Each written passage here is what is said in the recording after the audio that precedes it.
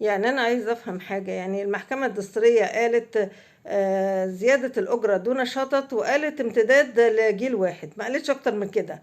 هما بقى قعدوا يقول لك إيه، نحط فترة انتقالية 5 سنين. لا لا، هنسيبها لكم شوية يبقوا 7 سنين. ولبخوا الناس في المدة والفترة الانتقالية والكلام ده كله. في الوقت نفسه قال لك احنا هنعمل حد أدنى للإيجار 1000 جنيه في الاماكن اللي بيقولوا عليها راقيه، اللي هي اصلا ما بقتش راقيه. اللي راقيه هي الكومباوندات اللي هم حضرتهم ساكنين فيها. لكن دلوقتي ما بقاش فيه راقيه زي ما هم بيقولوا الكلام ده كله.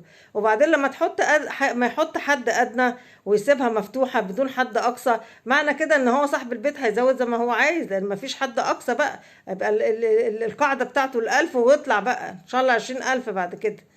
يبقى دوت ايه، بص العصفوره، احنا فتره انتقاليه والناس يعني تعيط مش عايزين فتره انتقاليه، سيبونا في بيوتنا. وبعدين هو يحط لك بقى ايه خازوق تاني، ان الفتره الحد الادنى موجود ومفيش حد اقصى. فبرضه تبص تلاقي نفسه برضه اللفه، ان هو برضه في الاخر هيطرد الساكن. او انا مش فاهمه انتوا بتتعاملوا واحنا شعب الاعداء، انا مش فاهمه في ايه. هو في ايه إيه الناس دي في ايه؟ يعني انا عايزه افهم. هو احنا شعب الاعداء ولا ايه؟ بعدين بتتعاملوا مع الشعب ده على انه هو شعب مغفل يعني، ولا مش فاهم حاجه، ولا ايه؟ مش فاهمه. يعني يا ريت الناس كلها تنتبه لحته الحد الادنى ديت. المفروض ما يتحطش اي حدود، وان هي تبقى اجره معينه، وتتزاد تبقى دون شطط، وتزيد نسبه معينه كل سنه. ده اللي المفروض يتعمل. اكتر من كده يبقى تلاعب بالشعب، وده عيب وما يصحش.